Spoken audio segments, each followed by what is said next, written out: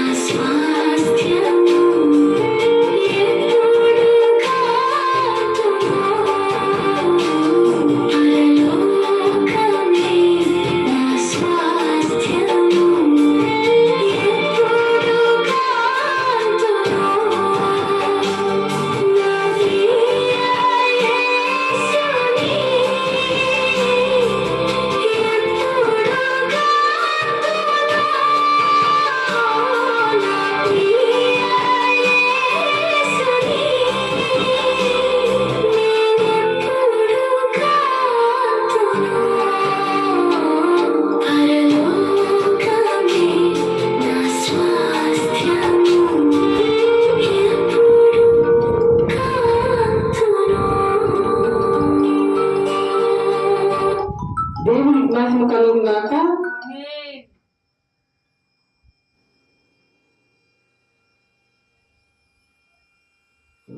యెషయా గారు రాసిన గ్రంథం ఒకసారి చూద్దాము.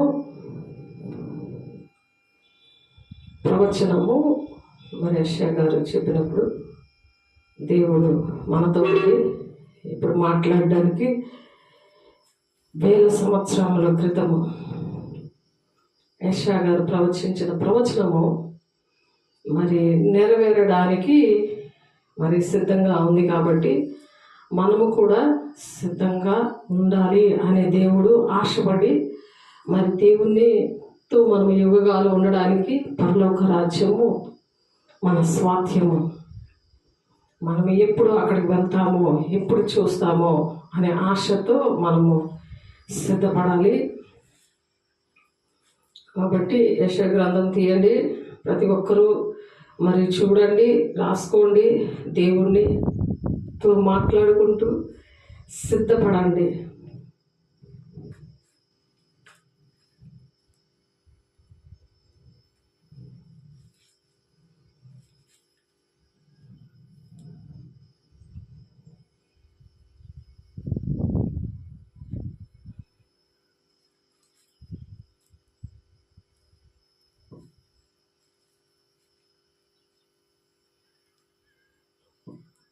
పదకొండవ అధ్యాయము 2వ వచనం నుండి చదువుకుంటున్నాము. చూడండి.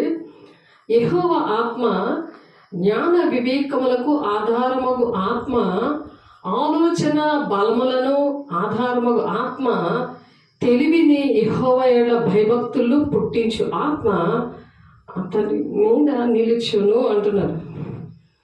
దేవుని యేసయ్య కోసము చెప్తున్నారు ఇక్కడ యెషయా గారు. యెషయా మొద్దు నుండి చిగురు పుట్టును, వాని వేరు నుండి అంకురము ఎదిగి ఫలించును. యేసయ్య అలా ఫలించారు కాబట్టి ఆయన మొదటి పునరుత్థానములో ఆయన ప్రథమ ఫలముగా ఆయన ఉన్నారు.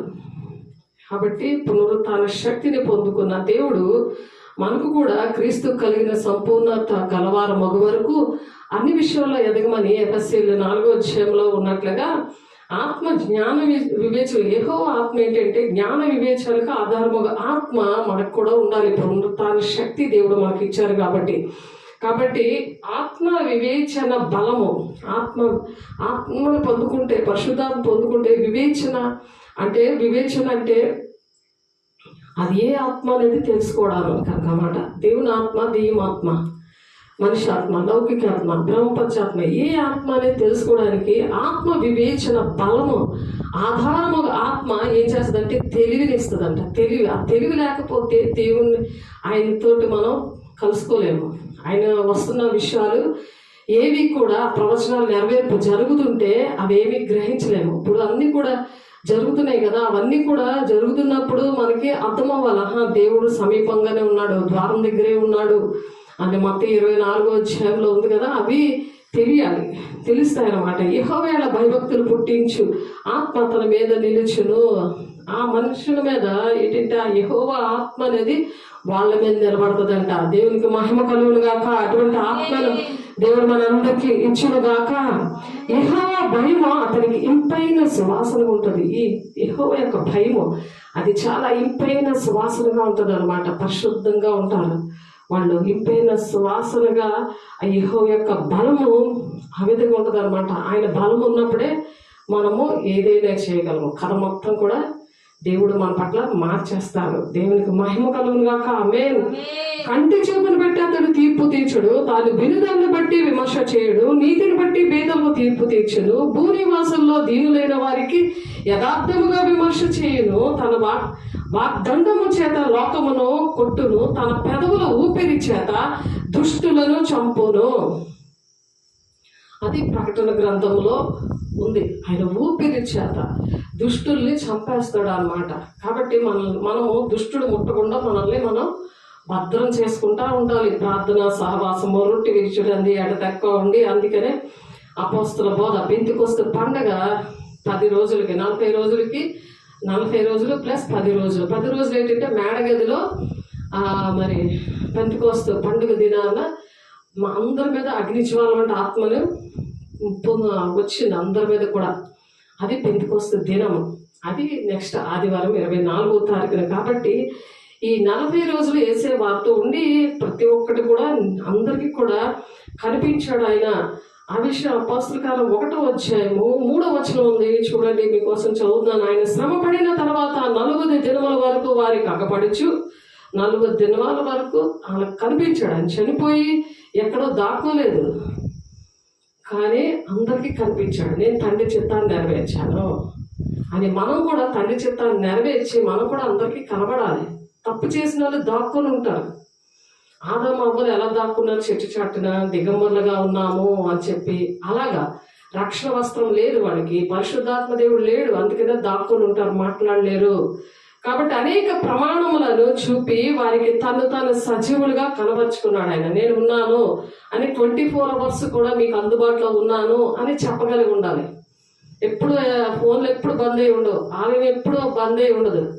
రాత్రి పగులు అది చక్కగా తాళాలు, ఇల్లు ఏంటి అన్నీ కూడా దేవుడు అందుబాటులో ఇచ్చాడు దేవుడు. ఎందుకంటే మనం సజీవులుగా ఉన్నాం. సజీవులు దేవుని సజీవుల్ని స్తుతిస్తారు, కానీ ఏడుస్తూ ఉంటారు. ఎన్ని చేసినా సరే కృతాస్తుతులు చెల్లించారు, దేవుని మీద పడి మరి దేవుని ప్రజల మీద పడి ఏడుస్తూ ఉంటారు అనమాట. ఎందుకంటే వాళ్ళు మృతులు. అంటే మృతులను పాతి పెట్టుకొని నిమ్మని వదిలేశాడు దేవుడు. మృతులకు దేవుణ్ణి కాను అని దేవుడు వదిలేశాడు. అటువంటి పరిస్థితులన్నీ సరిచేసుకుంటే అసజీవుడైన దేవుడు నీలోనికి వస్తాడు. దేవుని బిడ్డ, అట్టి కృప దేవుడు మనందరికీ దయచేయును గాక. అందరికి కూడా ఆయన వారిని కలుసుకొని ఇలాగా ఆజ్ఞాపించింది, మీరు యెరూషలేము నుండి వెళ్ళక నా వల్ల విన్న తండ్రి యొక్క వాగ్దానం కొరకు మీరు కనిపెట్టండి అన్నాడు దేవుని. ఎందుకు ఆయన ఆ 40 రోజులు కూడా అన్ని కూడా నేర్పించి అందరికీ కనిపించి, మీరు దేవుని మాటలు ఇప్పుడు దేవుడు ఎన్ని కార్యాలు చేసి చూపించారు, ఆయన తండ్రి చిత్తం ఎలాగ నెరవేర్చాలో అన్ని చూపించారు. ఆయన మనుషుడిగా వచ్చి ఆయన ప్రాణం పెట్టడం నేర్పించారు. దేవుడిగా వచ్చి ఆయన దేవుడుగా రుజువుపరుచుకున్నాడు ఆయన. అలాగే మనలో దేవుడు ఉన్నాడని మరి యోహాను సువార్త 10వ అధ్యాయంలో ఉంటుంది కదా, లేఖనం ఎవరికైతే వస్తుందో వాళ్ళు దేవుళ్ళు అని ఉంటుంది. 35వ వచనంలో 10, 35, 36 అక్కడ చదివితే అలాగా మనం దేవుడు లాగా వాళ్ళ ప్రతి ఒక్క మనిషిని కూడా ఆదుకునే వారే ఉండాలి. దేవుళ్ళ వచ్చారండి మీరు అనేసి అంటారనమాట. అలాగా మనము దేవుని కోసం ప్రేమ కలిగి మనం ఆ విధంగా ఉండాలి. యోహాను నీళ్లతో బాప్తిస్మం ఇచ్చాను, కానీ కొద్ది దినములో మీరు పరిశుద్ధాత్మలో బాప్తిస్మం పొందుతారు అని చెప్పి దేవుడు ఆ విధంగా ఒక వాగ్దానం ఇచ్చారనమాట. అయితే ఇక్కడ ఆ వాగ్దానం ఎవరైతే పొందుకుంటారో వాళ్ళు దేవుని ఆ పరిశుద్ధాత్మ పొందుకుంటారు. ఆ మేడగది అనుభవంలో ఉండి ప్రతి ఒక్కటి నేర్చుకున్న వారికి దేవుడు ఏంటంటే వారి అపోస్తులుగా వాడబడతారని ఉంది. వాళ్ళు అపోస్తులుగా వాడబడతారు, దేవుని శిష్యులుగా వాడబడతారు. అందరిలా కాదు, దేవుని శిష్యులాగా వాడబడతారు. దేవుని శిష్యులు ఎలాగైతే మరి సహవాసం చేశారు, ఈ 40 దినాలు యేసయ్య చనిపోయి లేచిన తర్వాత సహవాసం చేశారు. వాళ్ళు పిరిగితనమంతా తీసేసి మరి ఆ ధైర్యం ఇచ్చి దేవుని ఆత్మనిచ్చి మరి వాళ్ళు భూమిని తలకిందులు చేసేవారిగా ఎలా తయారు చేశాడో అలా మనల్ని కూడా తయారు చేయడానికి దేవుడు ఇష్టపడుతున్నాడు. దేవునికి మహిమ కలుగును గాక. కాబట్టి అతని నడుమునకు నీతియు అతని తుంట్లకు సత్యమును నడికట్టుగా ఉండును. తోడేలు గొర్రె పిల్ల యొద్ద వాసము చేయును, చిరతపులి మేక పిల్ల యొద్ద పండుకొనును. దేవుని యొక్క పరలోక రాజ్యం ఎలా ఉంటుందంటే, ఎప్పుడైతే మనము అలాగా దేవుని శక్తిని, పునరుత్థాన శక్తిని మనం పొందుకుంటామో, మేక పిల్ల యొద్ద పండుకుంటుందంట చిరుతపులి. దూడయు కొదమసింహమును పెంచబడిన కోడియు కూడుకొనగా బాలుడు వాటిని తోలుతూ ఉంటాడంట పరలోక రాజ్యంలోని. అలా ఉంటుంది. యెషయా 11వ అధ్యాయము 6వ వచనం చదువుతున్నాను. యెషయా గారు ఈ విషయాలు ప్రవచనం వేల సంవత్సరాల క్రితము ప్రవచనము అది నెరవేర్చడానికి మనం ఎప్పుడైతే మేడగది అనుభవంలో అగ్నిజ్వాలం అంటే ఆత్మను పొందుకొని దేవుని వార్తను ప్రకటించడానికి తండ్రి చిత్తం ఏంటో, ఎవరి పట్ల ఏది ఉందో అది నెరవేరిస్తేనే దేవుని రాజ్యం అని ఉంటుంది కదా మత్తయి 7:21లో. కాబట్టి దేవుని రాజ్యానికి వెళ్ళడానికి నేను ఎప్పుడు పరలోక రాజ్యానికి వెళ్తానో అని, దేవుని ఎప్పుడు నేను చూస్తానో, దేవునితో ఎప్పుడు నేను గడుపుతానో అని ఈ భూలోకంలో ఉన్నప్పుడు ఆయనతో గడుపుతూ ఉంటే పరలోక రాజ్యం మన మధ్యనే ఉందని వాక్యం చెప్తుంది కదా.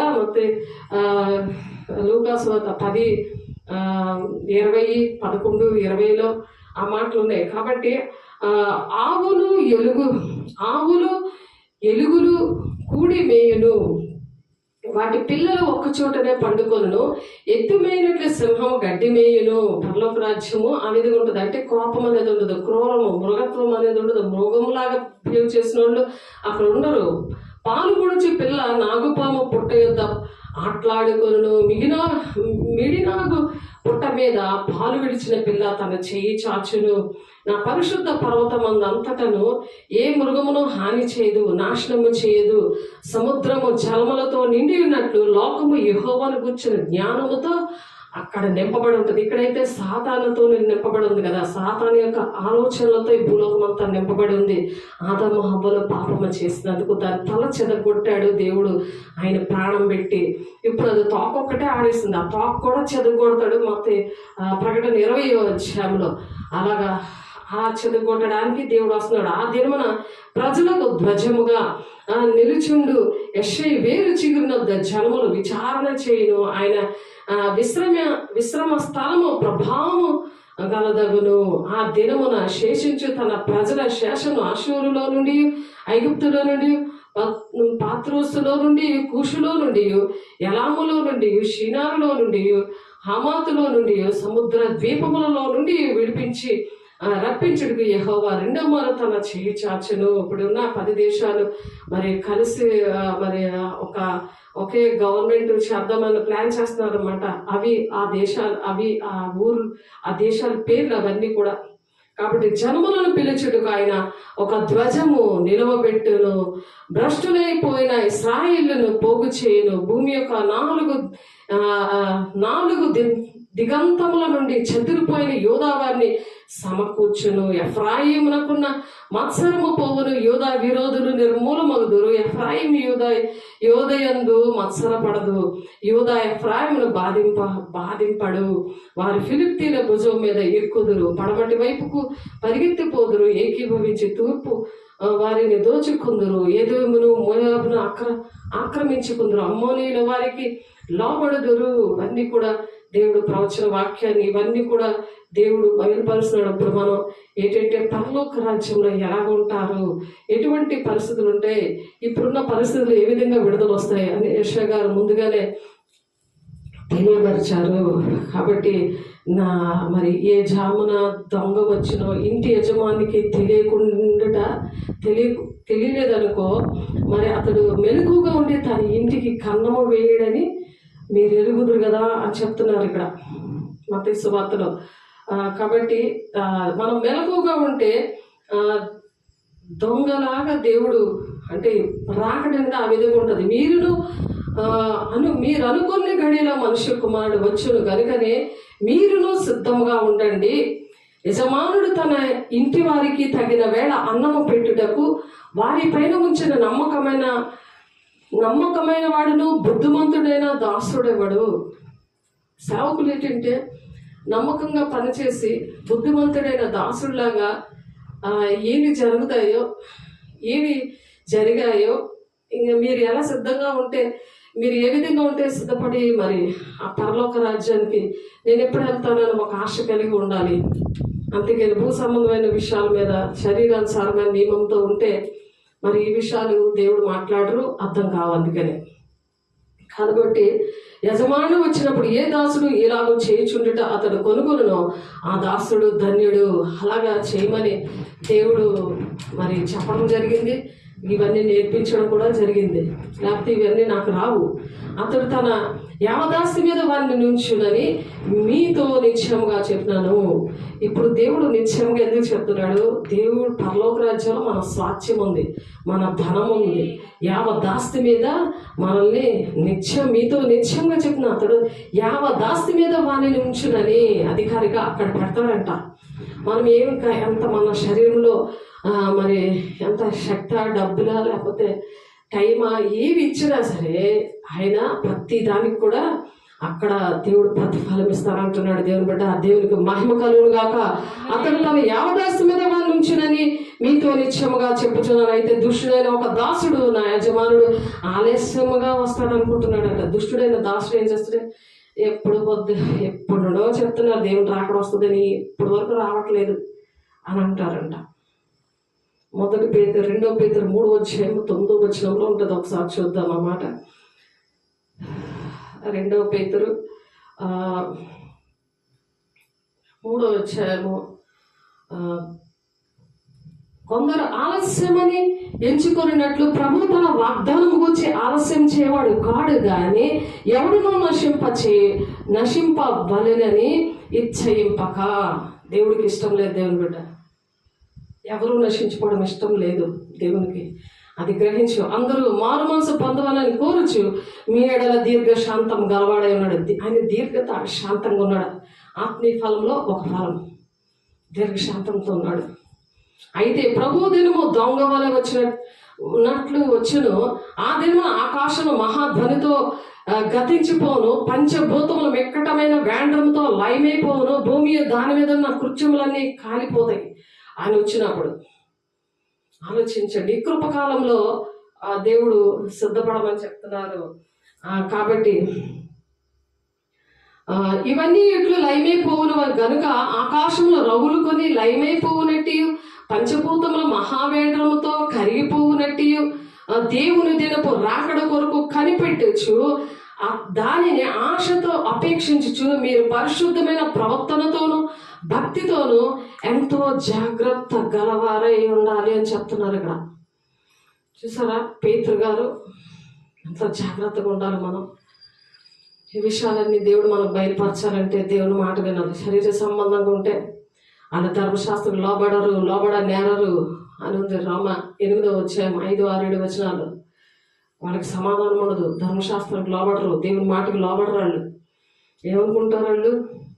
అయితే దుష్టుడైన ఒక దాసుడంటే నా యజమాడు ఆలస్యం చేయుచున్నాడని తన మనసులో అనుకొని తన తోడి దాసులను కొట్ట మొదలుపెట్టి త్రాగుబోతులతో త్రాగుచుంటే ఆ దాసుడు కనిపెట్టని దినములోను వాడు అనుకోని ఘడియలోను వాని యజమానుడు వచ్చి వాని నరికించి వేషధారులతో కూడా వానికి పాలు నియమిస్తాడు. అందుకని వేషధారులతో నువ్వు ఉండకు. లోకము దేవుడు ఉండి నువ్వు దేవుని నమ్ముకున్నాను, దేవుడు ఎక్కడైనా ఉన్నాడని నువ్వు ఇష్టం వచ్చినట్టు తిరిగితే అదే ఎఫెసీయులు 4:4 ఉంటుంది. అనేకమైన బాధకులు వెతుక్కుంటూ ఉంటారట వాళ్ళు,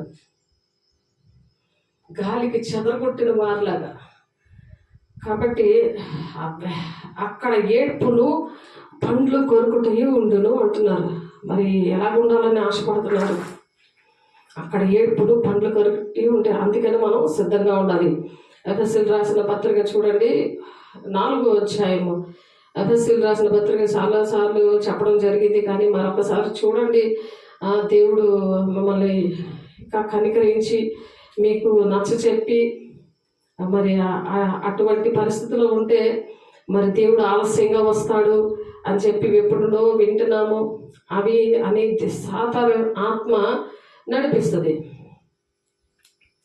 కాబట్టి మనము దేవుని ఆత్మ సంబంధులుగా మనం ఉన్నప్పుడు మనకు దేవుడు బయలుపరుస్తాడు. అందుకనే ఆత్మ లేనివాడు నావాడు కాదు అని దేవుడు చెప్తున్నప్పుడు చాలా మందికి అర్థం కాదు ఆ విషయాలు. సాతాను అర్థం కానివ్వకుండా ఆత్మ సంబంధమైన మనుషులతో ఉండకుండా వాడు చెదరగొడతాడు. గర్జించి సింహంలాగా ఎవరిని మింగుదునా అని వాడు తిరుగులాడుతూ ఉంటాడు. కాబట్టి మనం ఎప్పుడు కూడా దేవుని అడగాలి, దేవా నాలోనికి రండి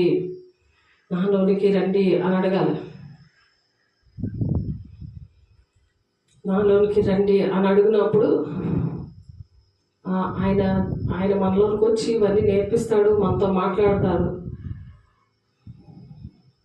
14 ఎఫెసీ 4:14 అందువల్ల మనం ఇక మీదట పసిపిల్లలమై ఉండి మనుషుల మాయోపాయముల చేత వంచనతోనూ తప్పు మార్గములాగు కుయుక్తితోనూ గాలికి కొట్టుకొని పోకున్నట్లు కల్పింపబడిన ప్రతి ఉపదేశములకు ఇటు అటు కొట్టుకొని పోవచ్చు అల్లా చేత ఎగురు కొట్టబడిన వారమై ఉండగా. ఎక్కడైనా దేవుడు ఉన్నాడు కదా, ఇష్టం వచ్చిన దగ్గర తిరుగుతున్నారు. కాబట్టి ప్రేమ కలిగి సత్యం చెప్పొచ్చు. క్రీస్తు వల్ల ఉండేట్టుగా మనం అన్ని విషయంలో ఎదుగుదాము. ఆమేన్. అందుకని ఆయన శిరస్సు ఉన్నాడు. ఆయన నుండి సర్వ శరీరం చక్కగా మచ్చబడి తనలోనున్న ప్రతి అవయవము తన తన పరిమాణం చొప్పున పని చేయాలి. దేవుని రాజ్యాన్ని కట్టాలి. ఆ విధంగా నువ్వు కడతా ఉంటే, నువ్వు పరిచర్య చేస్తుంటే దేవుని పని తెలియాలి, పరిచర్యలో ఉండాలి, వాక్యం తెలియాలి, దేవుని ఆత్మ పొందుకోవాలి. దినము కూడా అలా నూతన పరచబడతారు. అట్టి కృప దేవుడు మనందరికీ దయచేయుగాక. కాబట్టి ఇవన్నీ ఇట్లు లయమైపోవును గనుక ఆకాశములు రౌలుకొని లయమైపోవునట్టు పంచభూతము మహావేంద్రంతో కరిగిపోవునట్టు దేవుని దినపు రాకడ కొరకు మనం ఇలాగా కనిపెట్టుకొని ఉండాలి. దాన్ని ఆశతో అపేక్షించచ్చు. మీరు పరిశుద్ధమైన ప్రవర్తనతోనూ భక్తితోనూ ఎంతో జాగ్రత్త గలవారై ఉండమంటున్నారు. ఎందుకంటే అనుకున్న ఘడియలో వస్తాడు ఆయన, మనుష్య కుమారుడు వచ్చి గనుకనే మీరును సిద్ధంగా ఉండండి. మెరుపు తూర్పున పుట్టి పడమట్టి వరకు ఎలాగో కనబడనో అలాగే మనుష్య కుమారుని రాకడా ఉంటుందట. ఒక మెరుపులాగా వచ్చేస్తుంది. మరి మనం సిద్ధంగా ఉండాలి కదా. ఆ టైంలో నువ్వు సినిమా చూస్తున్నా, సెల్ ఫోన్ చూస్తున్నా, అల్లతో కూడిన ఆటపాటలు చూస్తూనే ఉంటే అవదు. దేవుని పరిచర్యలోనే దేవుని పిల్లలకి దేవుని మాటలు ప్రకటించేవారుగా ఉండాలనేసి దేవుని అభిషేకం పొందుకోవాలి. అందుకని ఎత్తబడే గుంపులో ఉండడానికి మత్తయి 24:27 ఉంది ఆ మాట. రెండోదిగా సిద్ధంగా ఉండాలంటే ఏం చేయాలి? మత్తయి 24:45 యజమానుడు తన ఇంటి వారికి తగిన వేళ అన్నము పెట్టును గనక, యజమానుడైన దేవుడు తగిన టైంలో మనకు అన్నం అంటే వాక్యం పెడుతూ ఉన్నాడు.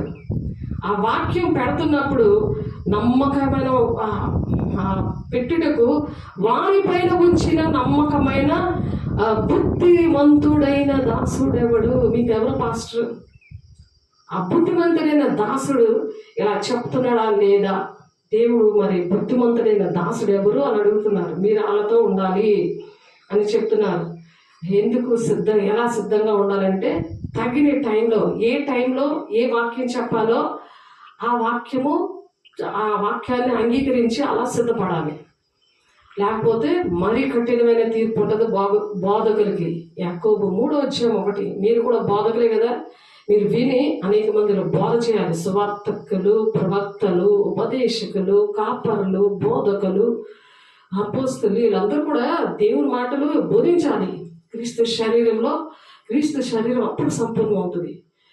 క్రీస్తు శరీరం పరిశుద్ధతలోనికి వస్తుంది. పరిశుద్ధులు సంపూర్ణులు అవుతారు. అప్పుడు క్రీస్తు శరీరం అలా క్షేమాభివృద్ధి జరుగుతుంది. అలాగే దేవుని ఆలయంగా మీ దేహము దేవుని ఆలయంగా ఉన్నదని మీరు ఎరుగరా అంటున్నారు. కాబట్టి ఆ విధంగా ఉండమంటున్నారు దేవుడు. మత్తయి 24:45 చూడండి ఒకసారి. మత్తయి 24:45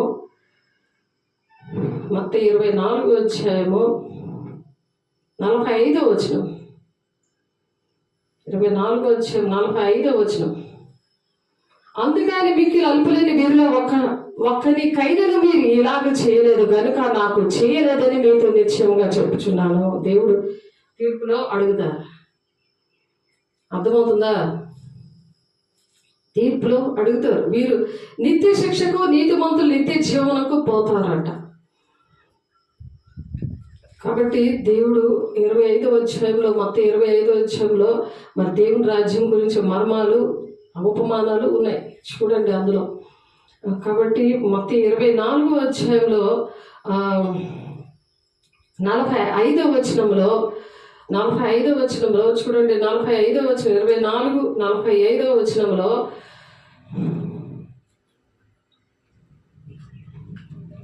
యజమానుడు తన ఇంటి వారికి తగిన వేళ అన్నము పెట్టుటకు వారి పైన ఉంచిన నమ్మకమైన వాడు బుద్ధిమంతుడైన దాసుడెవడు? యజమానుడు వచ్చినప్పుడు ఏ దాసుడు ఎలాగూ చేయుచుండుట అతడు కనుగొనను, ఆ దాసుడు ధన్యుడు. కఠినమైన తీర్పు ఉండదు దానికి. తగిన వేళ ఏ అన్నం పెట్టాలో, ఆత్మీయ ఆహారము, ఆ వాక్యము పెడుతున్నావు. పడుకుంటే నీకు ఏంటి ఆకలితోనే ఉండిపోతావు. అలాగా అది ఒళ్ళు దగ్గర పెట్టుకొని వినాలి. భయంతోనూ వణుకుతోనే రక్షణ కాపాడుకోవాలి. అంతవరకు సహించేవాడే రక్షణ పొందుకుంటాడు అని చెప్తున్నారు కదా. మత్తయి 24:13 మత్తయి సువార్తలోనే 22:10 అతడు తన యావదాస్తి మీద వాని నుంచునని మీతో నిశ్చయముగా చెప్తున్నాను. అలాగే దేవుని యొక్క దాస్తి మీద అధికారం ఇస్తాడట. ఆయన 1000 ఏళ్ళ పరిపాలనలో వాళ్ళకి అధికారం ఇస్తాడు దేవుడు. ఎక్కడ అధికారాల కోసం ప్రాకులాడుతూ ఉంటారు, అవన్నీ వేస్టే, టైం వేస్ట్ చేసుకుంటున్నాం. మనుషులు గొప్పతనాలు కాదు, ఇక్కడ దేవుడు గొప్పతనాలు చూసుకోవాలి. దేవుడు అసలైన ఒరిజినల్ అధికారం కోసము మనం ప్రయాసపడదాం. దేవునికి మహిమ కలుగును గాక. అయితే దుష్టుడైన ఒక దాసుడును యజమానుడు ఆలస్యం చేయుచున్నాడని తన మనసులో అనుకొని తన తోటి దాసుడు కొట్టి మొదలుపెట్టి త్రాగుబోతులతో త్రాగుచూ ఉంటే ఆ దాసుడు కనిపెట్టని దినములోనే వాడు అనుకున్న గడియలోనే వాని యజమానుడు వచ్చి వాడిని నరికించి వేషధాలతో కూడా వానికి పాలు నియమిస్తాడట. నరికేస్తానంటున్నాడు. చూడండి, సరిగ్గా నువ్వు పని చేయకపోతే దేవుడు తండ్రి చిత్తాన్ని నువ్వు నెరవేర్చకపోదు మరి ఎలా నేర్చుకుంటావు? దేవుడు అన్నం పెడుతుంటుంటే పడుకొని ఉంటుంటే నీకు అన్నం ఎలాగా అరుగుతుంది? ఏది తింటావు? అలాగే ఎండినాక అలాగ తయారవుతావా? బల్లిలాగా అంటిపోతావా? గోడ కంటికి పోయినట్టు అలాగా బల్లిలాగా అయిపోయి బలంగా ఉండాలి. దేని యెహోవా ఆత్మ ఎటువంటి బలమునిస్తుందని మనం ఇప్పుడు చదువుకున్నాం కదా. అందుకని అక్కడ ఏడుపు పండ్లు కొరుకుతూ ఉంటాయంట. అటువంటి పరిస్థితులు లేకుండా దేవుడు ఆశీర్వదించడానికి మన మధ్యన వచ్చారు. దేవునికి మహిమ కలుగును గాక. నరపుత్రుడా, ఇశ్రాయేలు కాపరులను గూర్చి ఈ మాట ప్రవచింపమంటున్నాడు. కాపర్లకి ఎలాంటి పనిష్మెంట్ ఉందో చూడండి. హెజ్కేలు 34:2 నరపుత్రుడా, ఇశ్రాయేలు కాపర్లకు గూర్చి ఈ మాట ప్రవచింపము. ఆ కాపర్లతో ఇట్లను ప్రభువుకి యెహోవా సెలవిచ్చినది ఏమనగా, తమ కడుపు నింపుకొని ఇశ్రాయేలు కాపర్లకు శ్రమ. కాపర్లు గొర్రెలను మేపగలను కదా, అట్లా మేపాలి, బాగా తిండి పెట్టాలి. ఒక మొట్టిగా వేసి మరి కునుకుతా ఉంటా, ఒక మొట్టిగా వేసి నువ్వు వింటావా చేస్తావా అని సెల్ ఫోన్లు ఇవ్వాలి, వాక్యం రాయించాలి, చదివించాలి. దేవునాత్మ పొందుకున్నావా లేదా?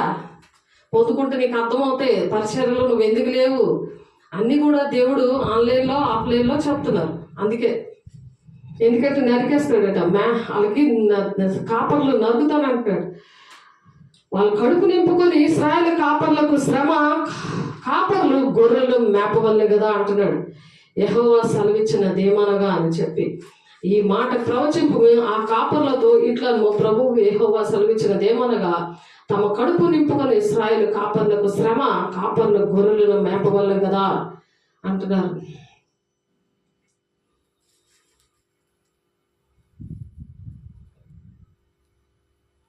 హెజ్కేలు 34:2 నా మాట ఉంది, చదవండి. మత్తయి 7:24 కాబట్టి ఈ నా మాటలు విని వాటి చొప్పున చేయి ప్రతివాడును బండ మీద తన ఇల్లు కట్టుకున్న బుద్ధిమంతుని పోలి ఉంటాడంట. బుద్ధిమంతుడు బండ మీద అంటే క్రీస్తు అనే బండ మీద ఉంటారు. ఎటెళ్ళినా సరే దేవుని పిల్లలు రక్షిస్తూనే ఉంటారు. సర్వలోకానికి వెళ్ళి సర్వ సృష్టికి సువార్త ప్రకటిస్తారు. క్రీస్తు అనే బండ మీద నిలబెడుతున్నాడు దేవుడు. అలాగ ప్రాణం పెట్టాడు. ఆయన పునరుత్థానుడయ్యారు. 40 రోజులు కూడా అందరికీ నేను సజీవుడనని నిరూపించుకున్నారు. అలాగే మనం కూడా సజీవులు, నేనున్నాను, నువ్వే బాధలో ఉన్నా నేనున్నాను అని చెప్పగలిగే ఛాలెంజ్ చేసేటట్టుగా మనం కూడా ఉండాలని దేవుడు ఆశపడుతున్నారు. దేవుని బిడ్డ కాబట్టి ప్రతి వాళ్ళు బండ మీద తన ఇల్లు కట్టుకొని బుద్ధిమంతుడు పోలి ఉన్నాడు. బుద్ధిమంతుడిగా ఉన్నావా, బుద్ధిహీనులుగా ఉన్నామా అని చెక్ చేసుకోవడానికి దేవుడు మరొక అవకాశం ఇచ్చినందుకు దేవునికి కోట్లాది వందనాలు. దేవునికి మహిమ కలుగును గాక. ఇదిగో తోడేల మధ్య గొర్రెలు పంపినట్లు నేను మిమ్మల్ని పంపుచున్నానని ఎంత జాగ్రత్త చెప్పి దేవుడు చెప్పి వాగ్దానము అనే పరిశుద్ధాత్మని ఇచ్చి దేవుడు ఇదిగో తోడేల మధ్య గొర్రెల పేర్లు నేను పంపుతున్నాను, నేను మిమ్మల్ని పంపుచున్నాను కనుక పాముల వలె వివేకంగా ఉండాలి, పావురముల వలె నిష్కపటంగా ఉండాలి అని చెప్తున్నాడు మత్తయి 10:16. కాబట్టి అప్పుడు పేతురు, ప్రభా ఈ ఉపమానం మాతో చెప్పుచున్నావా, అందరితోనూ చెప్పుచున్నావా అని అడగగా ప్రభు ఇట్లను తగిన కాలము ప్రతి వానికి ఆహారము పెట్టుటకు యజమానుడు తన ఇంటి వారి మీద నియమించినట్టు నమ్మకమైన బుద్ధి గల గృహ నిర్వాహకుడు ఎవరు అని అడుగుతున్నారు. గృహ నిర్వాహకుడు అంటే దేవుని యొక్క ఇంటి విషయంలో నీకు ఆ బాధ్యత, అంటే భక్షిస్తుందా దేవుని ఇంటిని గురించిన ఆసక్తి, నన్ను భక్షిస్తుంది అంటాడు కదా దావీదు భక్తుడు.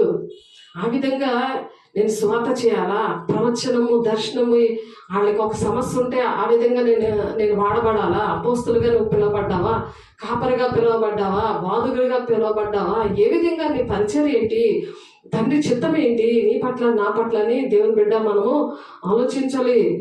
ఈ అంచె దినాల్లో ఆలోచించడానికే దేవుని శక్తి మనకి ఉండాలి. కాబట్టి వీరిలో 5 బుద్ధి లేని వారు, 5 బుద్ధి గలవారు. ఈ బుద్ధి లేని వారిగా మనం ఒక భ్రమలో బుద్ధి లేని వారిగా మరి మేము కూడా బుద్ధి గలవారని అందరం రెడీగా ఉన్నాం మనం అనుకుంటాం మనం. కానీ దినము మనం నూతన పరచబడకపోతే మనము విడవబడిన సంఘంలో ఉంటాం. దేవుని బిడ్డ ఒకసారి ఆలోచించండి. అన్నీ కరెక్ట్గా అవుతున్నాయి కదా అని అనుకుంటాం. కానీ అంతవరకు మనం సహించుకోవాలి. మిక్కిలి కొంచెంలో నమ్మకంగా ఉండేవాడు ఎక్కువలోనూ నమ్మకంగా ఉండును. మిక్కిలి కొంచెంలో అన్యాయంగా ఉండేవాడు ఎక్కువలోనూ అన్యాయంగా ఉండను. కాబట్టి మీరు అన్యాయపు సిరి విషయంలో నమ్మకంగా ఉండాలి. ఎడల సత్యమైన ధనము ఎవరు మీ వశము చేయను. సత్యమైన ధనం అంటే దేవుని యొక్క స్వాస్థ్యం కోసం మనము పరలోకంలో ఉన్నది కదా, ఆ స్వాస్థ్యము మీకు ఎవరిస్తారు? ఈ అన్యాయపు సిరి అంటే ఈ భూలోకమైన ఉన్నది అంతా కూడా అన్యాయపు సిరి. అన్యాయంతో సంపాదించిన దానం మీద మీరు న్యాయంగా ఉండట్లేదు.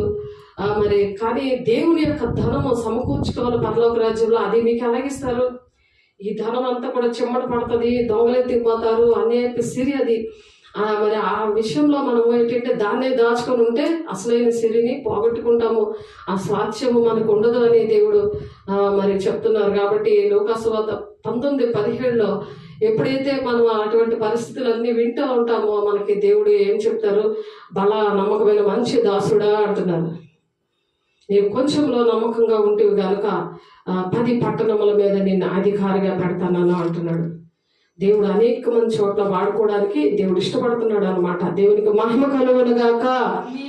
దేవుడు అనేకమైన విషయాల్లో దేవుడు మనల్ని వాడుకోవడానికి ఇష్టపడుతున్నాడు. దేవుని బిడ్డ దేవుడు యొక్క ఆశ, అటువంటి ఆశని కలిగి ఉన్నారు ఎవరైతే దేవునికి ఇష్టంగా ఉంటారో, ఆయన మాట వింటూ ఉంటారో, అటువంటి దాహం కలిగి ఉంటారో. కాబట్టి అంచె దినాల్లో అపహాసకులు అపహసించుచు వచ్చి తమ స్వకీయ దురాశల చొప్పున నడుచుకొనుచు మరి ఉంటారన్నమాట. స్వకీయ దురాశలు, ఆ సొంత ఆలోచనతో దురాశతో ఉంటారు. కాబట్టి రాకడ ఈ కారణము వలన లేట్ అవుతుంది. ఆలస్యంగా వస్తాడనుకొని స్వకీయ దురాశలతో శరీర సంబంధంగా ఆలోచిస్తూ ఉంటే ఆ విధంగా లేట్ అయిపోతుంది. అందుకే కాబట్టి రాకడ ఈ కారణాల వల్ల లేట్ అవుతుంది. మనం అందుకనే సర్వలోకానికి వెళ్ళి సర్వ సృష్టికి సువార్త ప్రకటించాలని దేవుని శక్తితో నింపబడి పునరుత్థాన శక్తితో నింపబడిన వారికి దేవుడు చెప్తున్నారు. 18, 19, 20 సదాకాలం వాళ్ళతో ఉంటాడంట. కాబట్టి రాజ్య సువార్త సకల జనులకు సాక్షాత్మే లోకమందంతటా ప్రకటించబడను. అటు తర్వాత అంతము వస్తుంది. మనం సకల జనులకు ప్రకటించాలి కదా. అలా ప్రకటించకుండా ఉంటే దేవుడు పిలుపు దర్శనం ప్రకారము ప్రవర్తించకపోతే అందుకే ఆలస్యం అయిపోతుంది. దేవుని బిడ్డ ఈ రోజు నుంచి దేవా నేనున్నాను, నన్ను వాడుకో అని చెప్పి దేవుడు ఏం చెప్పారో, ఏ ప్రణాళిక చెప్తున్నా, ఎవరితో ఏ విధంగా మాట్లాడారో ఆ విషయాలు పర్సనల్గా దేవునితో మాట్లాడుకొని ఆ పనిలో స్టార్ట్ అయిపోవాలి.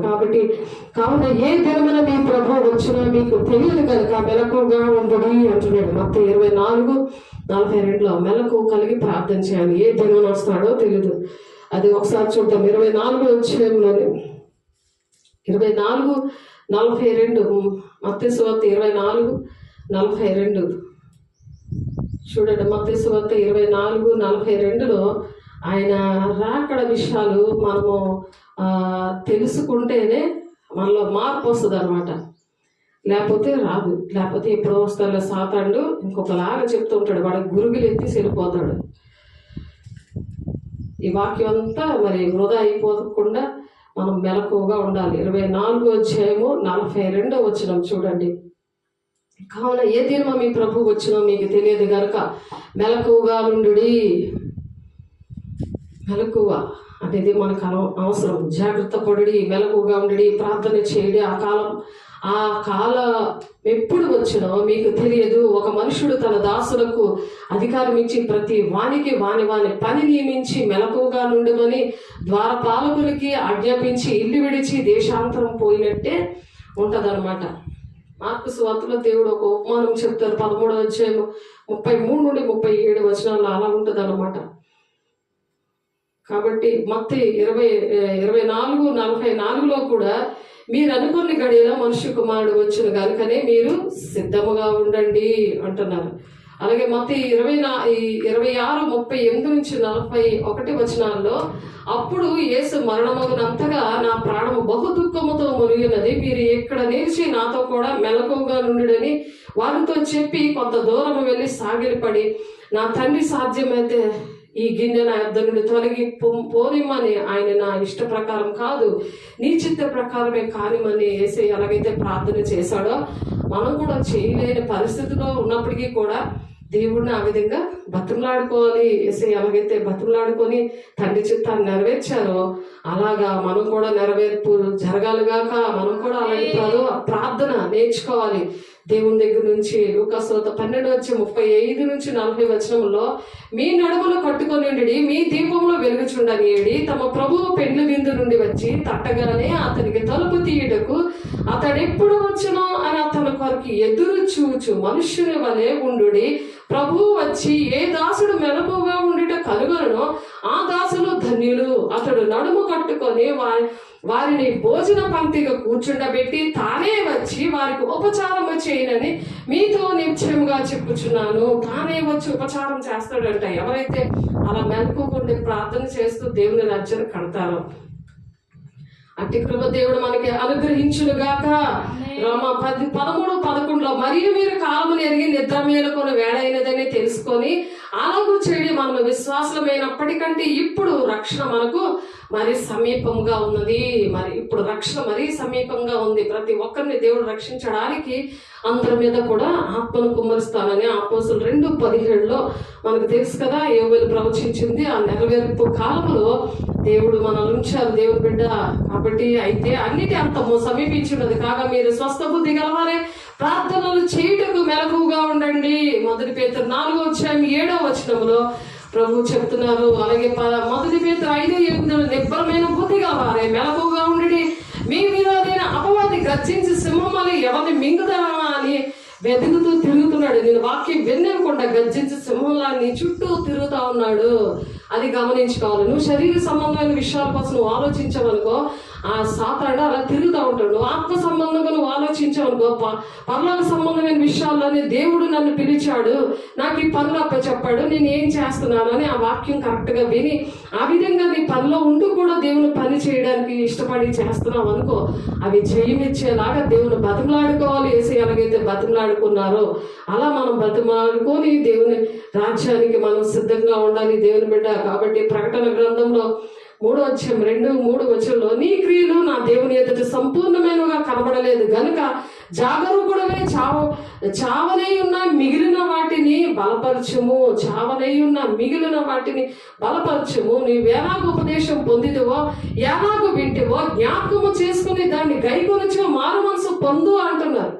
నువ్వు వినడం విడిచిపెట్టడం కాదు, ఎలా నువ్వు నేర్చుకున్నావో అలా నువ్వు మారు మనసు పొందుకో అని దేవుడు ఆర్డర్ వేస్తున్నాడు. దేవుని బిడ్డ గమనించు, నీవెలాగ ఉపదేశం పొందిదివో ఎలాగ వింటువో జ్ఞాపకము చేసుకునే దాన్ని గైకొనము మారు మనసు పొందుము. నీవు జాగరూకుడివై ఉండని ఎడల నేను దొంగ వల్ల వచ్చేదను, ఏ గడియను నీ మీదికి వచ్చేదనో నీకు తెలియదు. నీ మీదకి హఠాత్తుగా వస్తాడు దేవుడు, దొంగలాగా వస్తాడు ఆయన. మరి నువ్వు సిద్ధంగా ఉన్నావా? దేవుడు ఎత్తబడే గుంపులో మరి ఎవరైతే సిద్ధంగా ఉన్నారో వాళ్ళ దగ్గరికి దొంగలాగా రాడు, వాళ్ళు ఎదురు చూస్తూ ఉంటారు.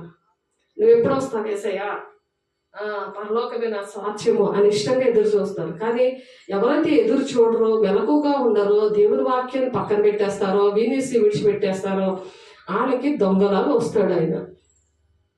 కాబట్టి మత్తయి 24:36 1 కొరింథీ 16:13 మెలకుగా ఉండి విశ్వాసమందు నిలకడగా ఉండి పౌరుషం గలవారే ఉండి బలవంతులై ఉండండి.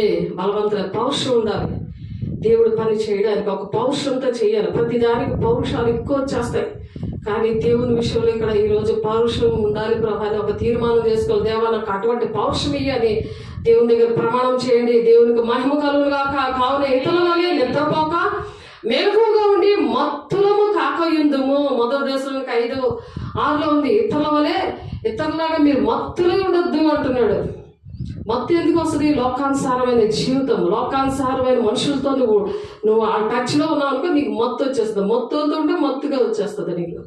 అటువంటి విషయాలు నువ్వు ఆలోచిస్తున్నావు అనుకో, దేవుని సంగతులు పక్కన పెట్టేసి అప్పుడు మొత్తం వస్తుంది అనమాట. ఆ లోకం కదా, సాతానుడు లోకానుసారమైన సాతానుడు కదా, లోకంలో ఉన్నారు కదా. లోకంలో అంటే సాతానుడు ముట్టకుండా మనం భద్రం చేసుకోవాలి. లోకానుసారాలతో మనము ఆ టచ్లో ఉండకూడదు.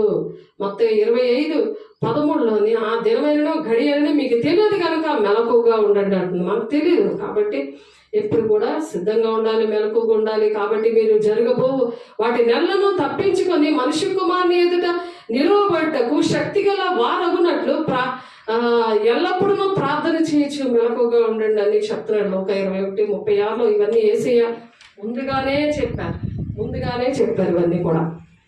అందుకని బుద్ధిగల దాసుడవుడు ఇవన్నీ కూడా చదువుకొని ఇవన్నీ కూడా రాసుకొని ప్రతి ఒక్కరికి మనం ఈ 40 రోజులు దేవుడు అందుకని శిష్యులతో ఉండి ఇవన్నీ నేర్పించారు, వాళ్ళు చేసి చూపించారు. మన ఇండియా తోమగారి ద్వారా రక్షించబడింది. కాబట్టి మన ద్వారా ఎవరిని రక్షిస్తున్నామో అది ఆలోచించాలి.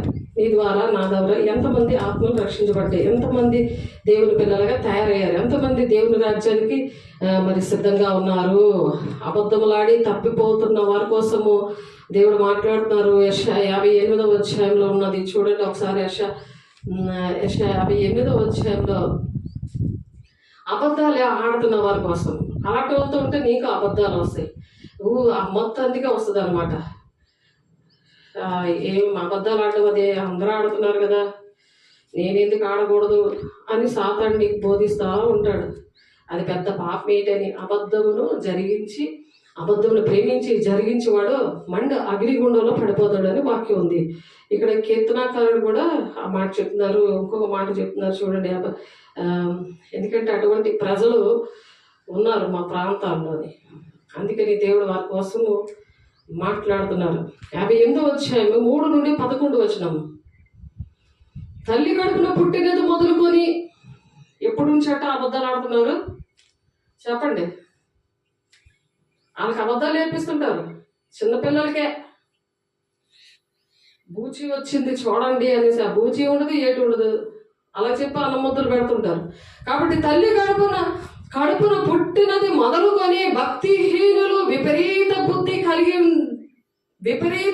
కలిగి ఉందరు, పుట్టిన తోడనే అబద్ధములాడుచు తప్పిపోదురు. వాళ్ళు అందుకే తప్పిపోతారు అనమాట. నీ మాట వినరు. నువ్వు దొంగ అబద్ధాలు చెప్తుంటే నీ పిల్లలు కూడా దేవుడి మాట వినకుండా నువ్వు అబద్ధమును ప్రేమించి అబద్ధాన్ని జరిగిస్తున్నావు కదా, అగ్నిగుండానికి నువ్వు సిద్ధపడిపోతున్నావు. దేవుని రాజ్యాన్ని సిద్ధపడు బాబు అని చెప్తుంటే వినిపించుకోవట్లే. కాబట్టి వాళ్ళ కోసం మాట్లాడుతారు. తల్లి కడుపున పుట్టినది మొదలుకొని భక్తిహీనులు వాళ్ళు. అందుకని అబద్ధం అంటే ఏం కాదు వాళ్ళకి. అబద్ధములాడు నోరు ముయ్యబడును అందు వాక్యం. కాబట్టి విపరీత బుద్ధి కలిగి ఉందురు, పుట్టిన తోడనే అబద్ధములాడుచు తప్పిపోదురు. వారి విషము నాగుపాము విషము వంటిది. వారి విషం అంట అది విషంలా విక్కుతుంటుంది. ఆ సాతాను ఎటువంటి సాతానికి 2 నాలుగులు ఉంటాయి కదా, లోపల ఒక మాట బయట ఒక మాట. చాలా మంచివాళ్ళండి అని అంటారు నీ ముఖం మీద, కానీ నువ్వు మళ్ళీ ఆ లోపల మీద ఉంటే ఎప్పుడు వెళ్తారా బాబు వీళ్ళు అన్నట్టుగా అలాంటి మాట్లాడతారు. వెళ్ళిపోతున్నప్పుడు మాట్లాడతారు, భోజనం చేసి వెళ్ళొచ్చు కదా అని డైలాగ్ కొడతారు. కానీ లోపల ఉన్నప్పుడు అయితే భోజనం పెట్టరు. లోపల ఒక మాట బయట ఒక మాట. అంటే విషపు వారి విషము నాగుపాము విషము వంటిది. మాంత్రికులు ఎంత నేర్పుగా మంత్రించినను వారి స్వరము తనకు వినబడకుండానట్లు చెవి మూసుకున్నట్టు చెవిటి పాము వలె వారు ఉన్నారు. వినరన్నమాట. చెవిటి పాములాగా వాడికి కోపం వచ్చేస్తుంది, పగబడుతుంటారు, కాళ్ళు పీకితే తాపోటు వచ్చేస్తుంటుంది, పాములు కనబడుతుంటే వాళ్ళ మంచం కింద పాములు పుట్ట కనబడుతూ ఉంటుంది. మరి ఆ పాములే కంటున్నట్టు వస్తుంటుంది వాళ్ళకి. పాములు కంటున్నట్టు ఒక ఆమెకు వచ్చింది. అయినా మరి ఇప్పుడు పెద్ద పాములు కంటుందో ఏంటో మరి మాకు తెలియదు. చిన్న పిల్లల్ని కన్నట్టు మరి తెలుసు. మరి దేవుని పిల్లలకి దూరం అయిపోతే ఎలాగుంటుంది ఆలోచించండి. వారి స్వరము తనకు వినపడకుండానట్లు చెవి మూసుకున్నట్టు చెవిటి పాములా ఉంటారు. వాక్యం వింటారు కానీ చెవిటి పాము అనమాట. దానికి వినపడదు. దేవా వారి నోటి పండ్లను విరగొట్టుము. 3 పళ్ళు ఊడిపోయి ఆ మనిషికి. నాగమణికి ఏమో నయోమని పేరు పెడితే 3 పళ్ళు ముసిల్దానిలాగా ఊడిపోయి. చూస్తే ఎన్ని సంవత్సరాలు ఉంటుంది ఆమెకి? 30 సంవత్సరాల లోపల ఉంటుంది. దేవవారి నోటి పండ్లను విరగొట్టుము, యెహోవా కొదమ సింహముల కోరలను ఓడగొట్టుము. అదేంటంటే అబద్ధాలు ఆడుతుంది కదా.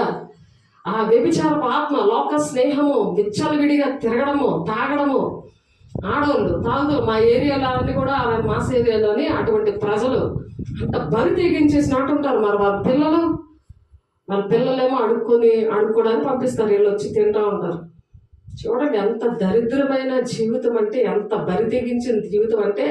ఆ విషము, ఒంట్లో విషం ఉండి చిన్నప్పటి నుండి అలాంటి అబద్ధాలు ఆడుతూ పిల్లల్ని పెంచి అలాగ జీవిస్తున్న వాళ్ళకి దేవుడు ఇచ్చిన మరి ఆ జీతం అవన్నీ అవి తాగడానికి పనికి వస్తాయి. అడుక్కొని తల్లిదండ్రులు పోషించాలి. చూడండి ఎంత దారుణమో. అందుకే విషయం అని రాశారు ఇక్కడ. దేవా వారి నోటి పంటను విరగొట్టుము, యెహోవా కొదమ సింహాల కోరలను ఓడగొట్టుము. పారు నీళ్ల వలె వారు గతించిపోదురు. పారు నీళ్ల వలె వారు గతించిపోతారంట. అతడు తన బాణములను సంధింపగా అవి తొనకలైపోవును. వారు కరిగిపోయిన నత్త వలె నుందురు. సూర్యుని చూడని గర్భస్రావం వలె ఉంటాయట. సూర్యుని చూడని గర్భస్రావం అయిపోతుంది కదా, ఎమోషన్ అయిపోతుంది కదా, అలా ఉంటారట వాళ్ళు. అలాగా పనులు చేస్తున్నారు. నేను వింటే నాకు ఎంత బాధ కలిగిందో.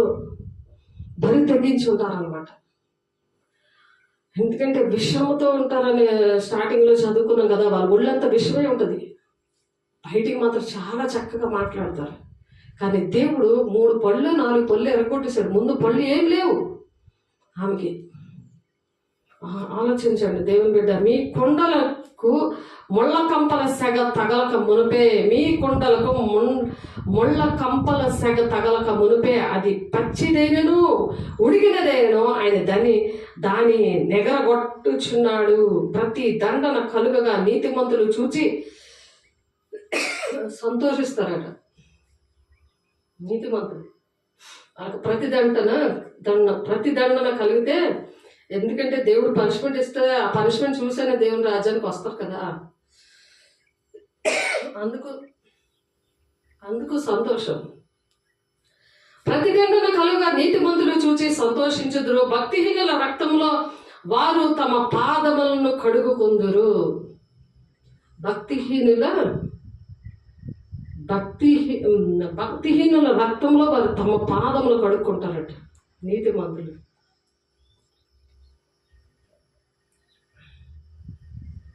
చూడండి, భక్తిహీనుల కోసము దేవుడు ఎలా ప్రవచనము చెప్తున్నారో దావీదు గారి ద్వారా. కావున నిత్యంగా నీతిమంతులకు ఫలము కలుగుననియు, నిత్యంగా న్యాయము తీర్చు దేవుడు లోకములో నున్నాడని మనుషులు అప్పుడు ఒప్పుకుంటారంట. నీతిమంతుల విషయంలో దేవుడు ఉన్నాడు, దేవుడు అలా న్యాయం చేశాడు, దేవుని బిడ్డలకే అని.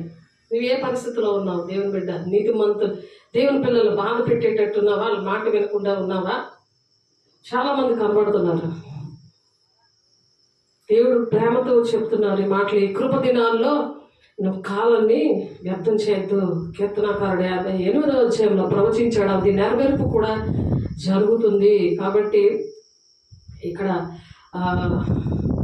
అపోస్తలుల కార్యాలు 1వ అధ్యాయంలో 11వ వచనం చూడండి. గలలియ మనుషులారా, మీరెందుకు నిలిచి ఆకాశం వైపు చూస్తున్నారు?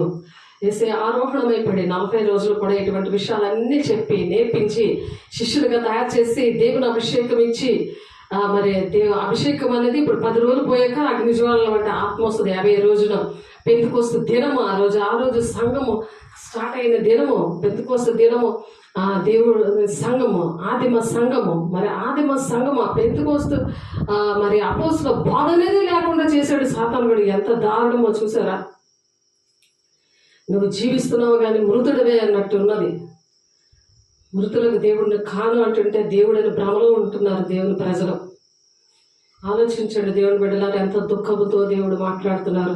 గలలియ మనుషులారా, మీరెందుకు నిలిచి ఆకాశం వైపు తేరి చూస్తున్నారు? మీ వద్ద నుండి పరలోకం నుండి చేర్చుకొనబడిన ఈ యేసే ఏ రీతిగా పరలోకమునకు వెళ్ళితే మీరు చూచితేరో ఆ రీతిగా ఆయన తిరిగి వస్తాడు. చూడండి, జొన్నగుడ్డులో బ్యానర్ చూసారు. 40 రోజులకి ఆయన ఆరోహణమయ్యాడు. ఆయన 40 రోజుని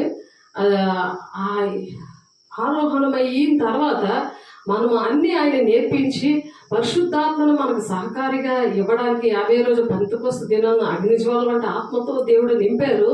అది 2000 సంవత్సరముల క్రితం నుండి కూడా ప్రవచనాలు అన్నీ కూడా నెరవేర్పులో జరిగాయి. యోవేలు గారు 2:28లో చెప్పిన మాట మరి అపోస్తులు 2:17లో నెరవేర్పు జరిగింది. కానీ ప్రజలు ఏమీ మార్పు లేదు. అందుకని దేవుడు ఎలాగ వెళ్ళారో అలాగే వస్తారు.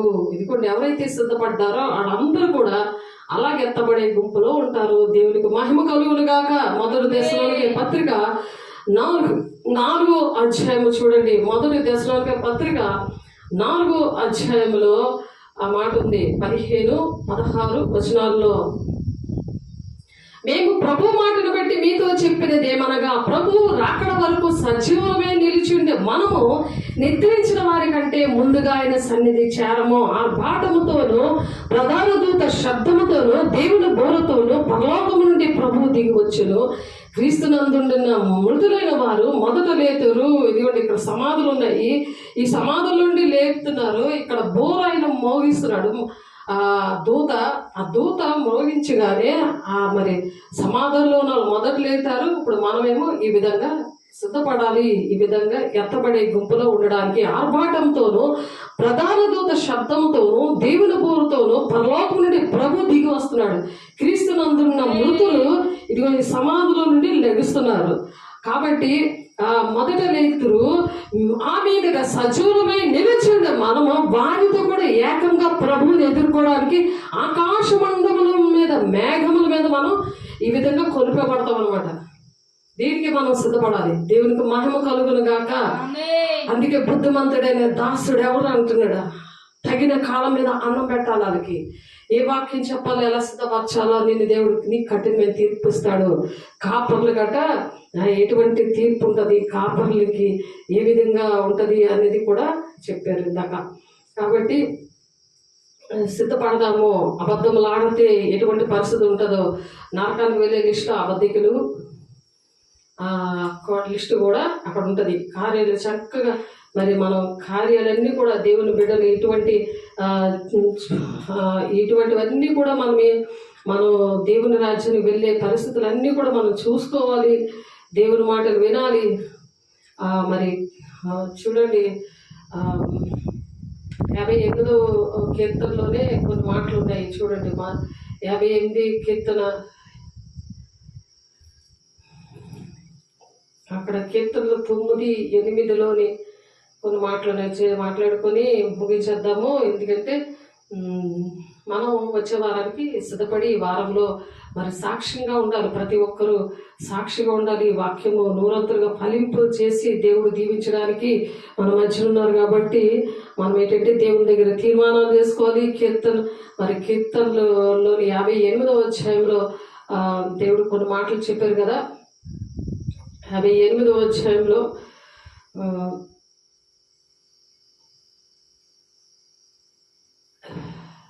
చూడండి, కీర్తన 9:8, యెహోవా నీతిని బట్టి లోకమునకు తీర్పు తీర్చును, యథార్థతను బట్టి ప్రజలకు న్యాయము తీరుస్తాడట ఆయన.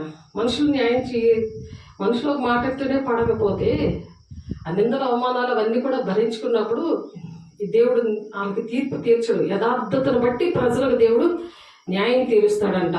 అలాగే కీర్తన 9:16, యెహోవా ప్రత్యక్షమాయను, ఆయన తీర్పు తీర్చి ఉన్నాడు. దుష్టులు తాము చేసి కొనిన దానిలో చిక్కి ఉన్నారు. వాళ్ళు చిక్కి ఉన్నారు. దుష్టులు ఏం చేస్తారో అందులో చిక్కబడిపోతారు. వాళ్ళు చిక్కుపోతారు అంటే అందులో బంధించబడతారు.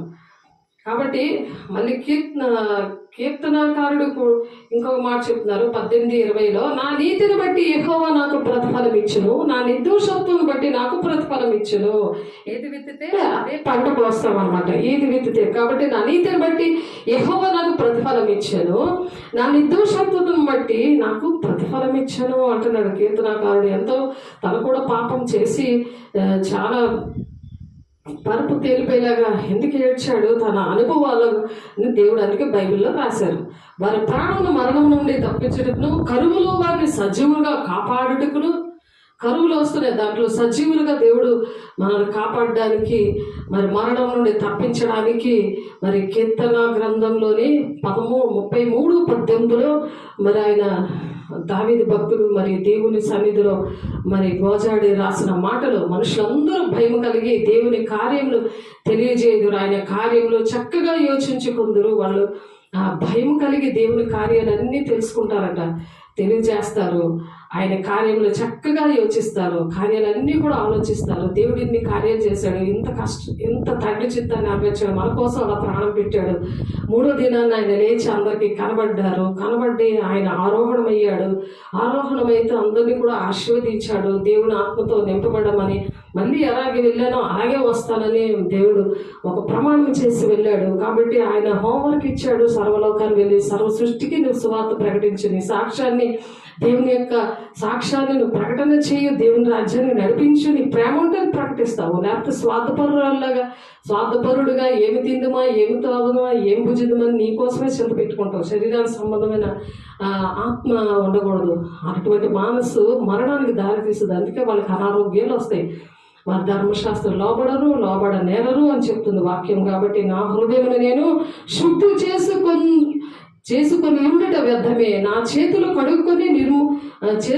కడుక్కొని నిర్మూలనై ఉండుట వ్యర్థమే. దినమంతా నాకు బాధ కలుగుచున్నది, ప్రతి ఉదయమున నాకు శిక్ష వచ్చుచున్నది. ఎలాగ ముచ్చటింటునని నేను అనుకునిన ఎడల నేను నీ కుమారుల వంశమును మోసపుచ్చిన వాడనవుదును అంటున్నాడు కీర్తన దావీదు భక్తుడు చెప్తున్నాడు.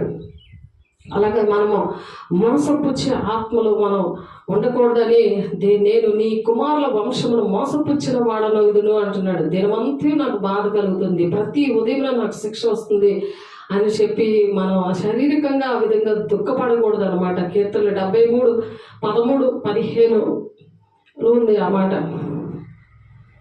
కాబట్టి ఇటువంటివి అన్నీ కూడా మనం చూస్తున్నప్పుడు కీర్తన 64:9 మనుషులందరూ భయం కలిగి దేవుని కార్యములు అలా తెలుసుకొని ఆయన మహిమపరిచే వారిగా ఉండాలి. కార్యాలు మనం చక్కగా తెలుసుకోవాలి. కాబట్టి క్షయమైనది శరీరము అక్షయతను ధరించుకుంటుంది. క్షయమైనది కదా అది, అక్షయతను అంటే మహిమ శరీరము ధరించుకుంటుంది. మత్స్యమైన శరీరం అమత్స్యతను ధరించుకుంటుంది. అది 1 కొరింథీయులకు రాసిన పత్రికలో ఉంది, 15:53 ఉంది చూడండి. 1 కొరింథీయులకు రాసిన పత్రిక 15:53. 1 కొరింథీయులకు రాసిన పత్రిక 15:53 ఉంది. కొన్ని మాటలు చూసి ముగించేసుకుందాము. 1 కొరింథీయులకు రాసిన పత్రిక 15వ అధ్యాయము 53 క్షయమైన ఈ శరీరం అక్షయతను ధరించుకొనవలసి ఉన్నది, మత్స్యమైన ఈ శరీరము అమత్స్యతను ధరించుకొనవలసి ఉన్నది. ఈ క్షయమైనది అక్షయతను ధరించుకున్నప్పుడు, ఈ అమత్స్యమైనది మత్స్యమైనది ధరించుకున్నప్పుడు విజయమందు మరణము మింగివేయబడను అని వ్రాయబడిన వాక్యము నెరవేర్చబడుతుంది అనమాట. అందుకనే ఓ మరణమా నీ ముల్లెక్కడా, ఓ నీ విజయం ఎక్కడా, ఓ మరణమా నీ విజయం ఎక్కడా, మరణపు ముళ్ళు పాపము, నీ ముళ్ళు ఎక్కడ అంటున్నాడు. మరణం ముళ్ళు పాపమునకున్న బలము ధర్మశాస్త్రమే. అయినను మన ప్రభు అయిన యేసుక్రీస్తు మూలంగా మనకు జయం అనుగ్రహించుచున్న దేవునికి స్తోత్రము కలుగును గాక. మరణాన్ని జయించినట్టే మనము కూడా మరణాన్ని జయించున్నాం. మనం కూడా పునరుత్థాన శక్తితో మనకు కూడా మరణం ఉండదు. మనం సజీవులుగా దేవుని రాజ్యానికి వెళ్ళడానికి, ఈ తరంలోనే వెళ్ళడానికి దేవుడు మనకి నేర్పిస్తున్నందుకు దేవునికి అనేకమైన కోట్లాది వందనాలు. దేవునికి మహిమ కలుగును గాక. రోమా 2:7 సత్క్రియలు అందుకని ఓపికతో చేయమంటున్నాడు. మహిమను, ఘనతను, అక్షయతను వెదుగు వారికి నిత్య జీవమునిచ్చును. నిత్య జీవం ఇస్తాడు. ఇవేంటంటే ఓపికతో చేయాలట. సత్క్రియలు ఓపికగా చేయొచ్చు. మహిమను, ఘనతను, అక్షయతను వెతుకు వారికి నిత్య జీవం కలుగుతాట. మనం ఏం వెతుకుతున్నాము? దేవుని బిడ్డ ఏం వెతుకుతున్నావు? రోజంతా నువ్వు సంవత్సరాలు ఏది వెతుకుతున్నావు? దేని మీద నీకు ధ్యాస ఉంటుంది? సెల్ఫోన్ ఎంతసేపు ఉంచుతున్నావు? ఎంతసేపు దాంతో నువ్వు గడుపుతున్నావు? దేవునితో గడపాలి దేవుని బిడ్డ.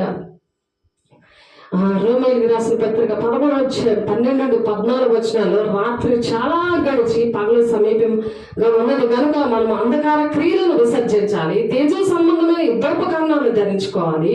అల్లరితో కూడిన ఆటపాటలైన మత్తైనను లేకయు కామ విలాసములైనను పోకిరీ చేష్టలైనను లేకయు కలహమైనను మత్సరమైనను లేకయు పగటి యందు నడుచుకున్నట్లు మర్యాదగా నడుచుకుందాము. మెట్టుకు ప్రభు యేసుక్రీస్తును ధరించుకున్న వారే శరీరేచ్ఛలు నెరవేర్చుకున్నట్టుకు శరీరము విషయమే ఆలోచన చేసుకోవద్దు అంటున్నాడు ఆయన. అసలు ఆలోచన చేసుకోవద్దు, అస్సలు కూడా శరీర విషయాల కోసం మనకు ఆలోచన ఉండకూడదు గాక. మరి గలతీయులు 3:27 ఎప్పుడు అలాగుంటది అంటే క్రీస్తులోనికి బాప్తిసం పొందిన మీరందరూ క్రీస్తును ధరించుకుంటారంట. అప్పుడు ఇవన్నీ కూడా పోతాయి. దేవునికి మహిమ కలుగును గాక. దేవుని ధరించుకోవాలి మనము. అలాగే ఎఫెసీ 4:24 నీతి యథార్థమైన భక్తి గలవారే దేవుని పోలికగా సృష్టింపబడిన నవీన స్వభావం, అలాంటి స్వభావం అంతా దేవుడు తీసివేసి నూతనమైన స్వభావం అంటే నవీన స్వభావం మనం ధరించుకోవాలి అని చెప్తున్నారు. కాబట్టి ఎఫెసీ 4:24 అట్టి కృప దేవుడు మనందరికీ దయచేయును గాక.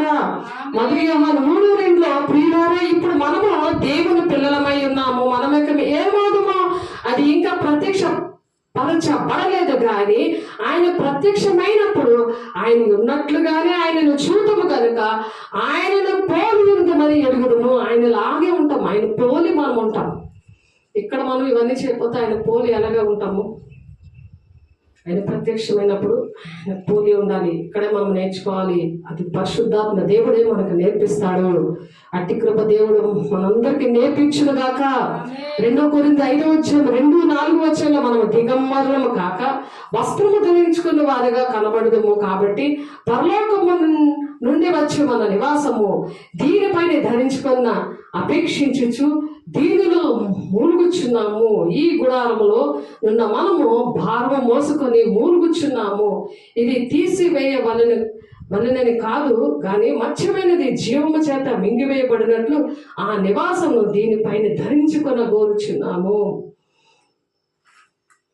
కాబట్టి దేవుని కోసం, దేవుని రాకడ కోసము ఈ ఆత్మ అలా మూలుగుతూ ఉంటుంది అన్నమాట. మూలుగుతూ ఉంటుంది. దేవుని ఆత్మ పొందుకున్న వాళ్ళకి ఆ బాధ ఏదో తెలుస్తుంది.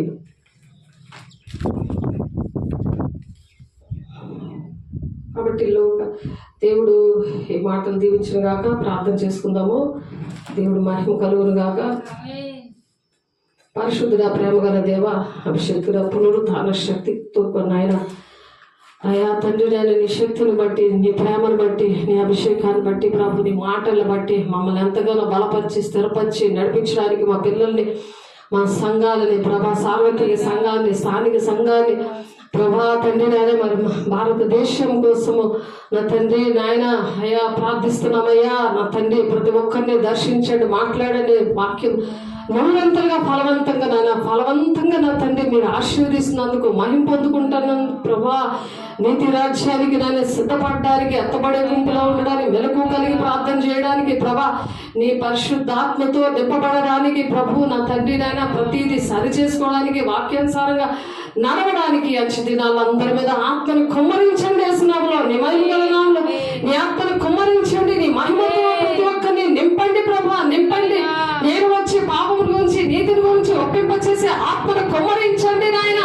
యేసునామములో మీరు కుమ్మరిస్తున్నారు ఆయన స్తోత్రం. నీ మహిమల నామములో మీరు కుమ్మరిస్తున్నారు ఆయన స్తోత్రం. అయా నీ మహిమతో ప్రతి ఒక్కరిని నింపండి నాయన. నీ ప్రణాళిక నీకు పెట్టబట్ట నెరవేర్చుకోండి నాయన. రాబో సంగతులు బయలుపరచండి, మహిమ పొందుకోండి యేసునామములో. అయా మీరందరినీ నీ ఆత్మతో నింపినందుకు నాయన, వాక్యం మూడంతలుగా ఫలవంతంగా మీరు ఫలింపజేసినందుకు నాయన, నీ సాక్షులుగా ప్రతి ఒక్కరిని నిలబెట్టుకుంటున్నందుకు వందనాలు స్తోత్రాలు చెల్లిస్తే పరిశుద్ధ నామంలో బ్రతిమలాడి వేడుకుంటున్నాము తండ్రి. ఆమేన్. తండ్రి యొక్క దీవెన, కుమారుని యొక్క కృప, పరిశుద్ధాత్మిక నిత్య సావాసం సదాకాలము ప్రతి ఒక్క బిడ్డకి తోడైండి నడిపించును గాక. ఆమేన్. దేవుడికి మహిమ కలుగును గాక. God bless you. దేవుడు మిమ్మల్ని దీవించి ఆశీర్వదించును గాక. ఆమేన్.